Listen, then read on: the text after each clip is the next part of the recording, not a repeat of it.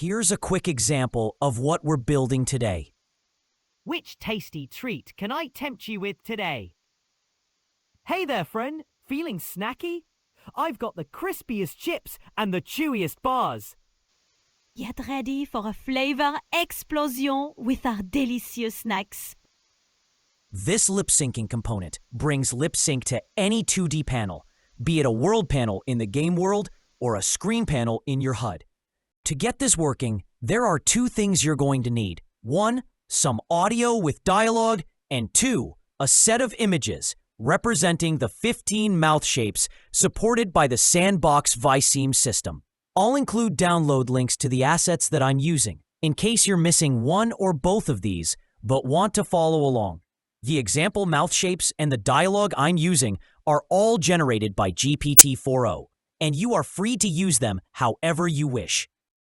To get started, I just have a basic minimal scene setup with only a floor and a vending machine asset that comes with S&box. You don't need to attach your mouth to an existing game object, but I will be doing so for this tutorial.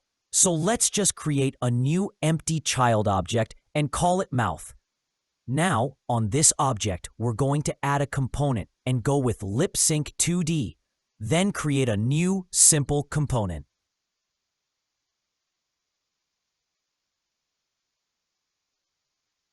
Once that's done, it should launch Visual Studio or whatever code editor you have configured for it.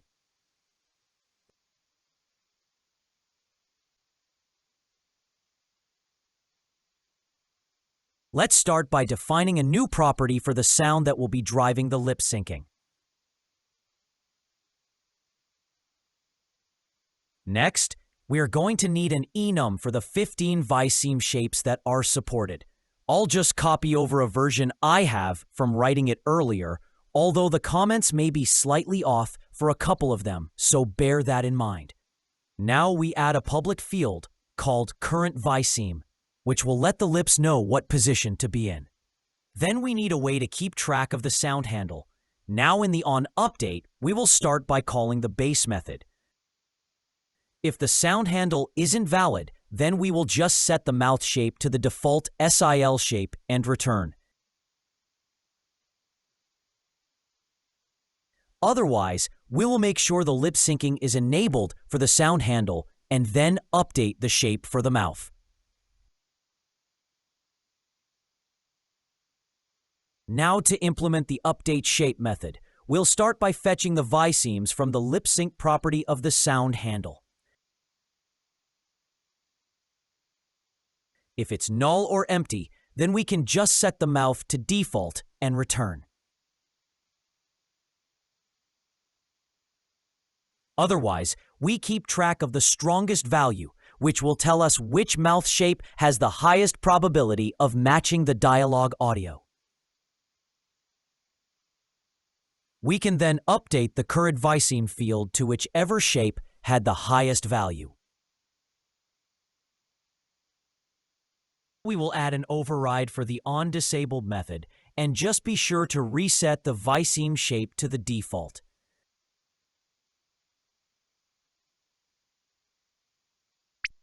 Finally, for this component, we will need to implement a start sound method.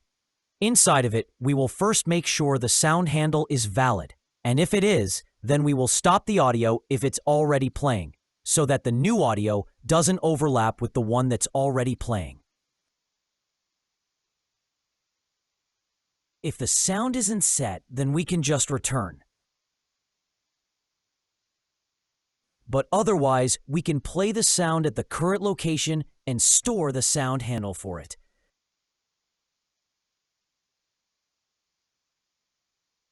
We make sure lip syncing is enabled on the sound handle, or throw an error if the sound handle isn't valid. Now let's go back to the scene editor. As you can see, I have a sound event already set up called vending machine, and it randomly plays one of 5 voice lines. Snack time is the best time. Back to the mouth game object, I can drag my sound event into the property of our lip sync component.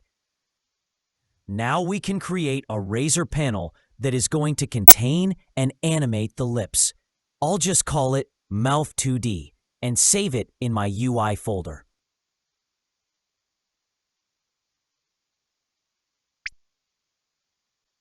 Back in our code editor, we have our new mouth razor component.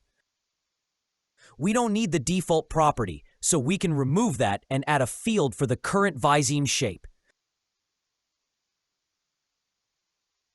We will also put it into the build hash for the panel so that the panel is only redrawn if the desired mouth shape changes. The last reference to the default property is within the markup section, so we can just remove it. This panel component is going to be very simple, and you can do far more with it. But for this project, we are just going to update the class name and set the background image to point to whatever the current Viseme shape is. The file path for the folder will surely be different, but be sure you have a folder containing the 15 images with the proper names, such as sil.png or ch.png. Now we create a property so we know which 2D lip sync component this mouth is attached to. On update, we are just going to call the base method and update the current Viseme. There should be an SCSS file that got made alongside the razor file, so I'm just going to make a few small appearance changes there to make sure the mouth takes up the full panel size and looks right. Once that's done, we can pop back into the scene editor. First thing I'm going to do is reposition the game object so it's not hidden inside another object. This also shows me that I forgot to add the WorldPanel component for our panel to latch onto, so let's do that now. If I press play, then we can see it's properly rendering the default mouth shape called SIL, or silent.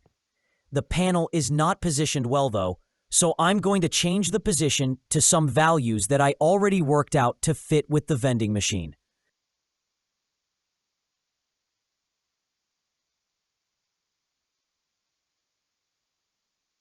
Now, as you can see, it looks a lot better and looks the way I wanted.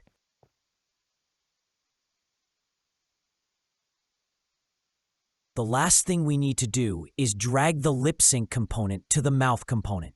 And now, if the start sound method is called on the lip sync component, then it will play the audio and the lips will move along with it. At this point, if you have a system in place for interacting with objects in your game, you can have it call the method and it should just work. If you don't have that set up or just want it for debugging purposes, we can add a button into the editor to trigger it. In the Lip Sync 2D component, we'll set up a button and put it into the testing category. And all this button will do is call the start sound method. If we play the game and click on the game object, then we can press the button and watch as it works. Which tasty treat can I tempt you with today? Warning: excessive snacking may cause sudden happiness. If you have keen eyes, you might have noticed that there was some flickering in the animation, and it didn't look as smooth as the version in the intro. The reason for this is that often there will be multiple mouth shapes that are roughly equal in terms of their likelihood to be correct, and so it can alternate between them quickly, which causes the flickering. But luckily, it's an easy fix. Let's add a new property to smoothen out the animations. We'll make it a range and have it go from 0 to 0.5. Let's name it Viseme Change Threshold and give it a default value of 0.15, since that seems to be good based on my experimentation. But in general, 0.1 to 0.3 seems to yield good results. We can give it a title so it has a better name in the editor, and I'll just call it Viseme Change Sensitivity. If we go down to our Update Shape method, we can go about using our new property.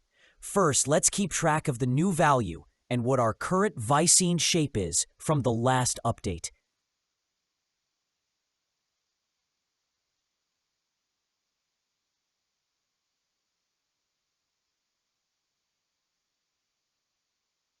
We can then check and only update the mouth shape if the difference in probability between the old and new shape is above your set threshold. This makes it so there's a slight preference to keep the current shape rather than changing to the new one. If you set the threshold value too low, then you may get flickering. If you set it too high, then it won't change very often and may feel less responsive. Now, let's go test out our finalized lip syncing. Snack time is the best time. What can I get you? Which tasty treat can I tempt you with today? Feeling peckish? I'm your snack dealer. No questions asked. And that's it. You now have 2D lip syncing working in your game. If you enjoyed the tutorial and want more in the future, then remember to like and subscribe. If you need any royalty-free music for your games, videos, or other projects, then be sure to check out my other channel. The link is in the description below.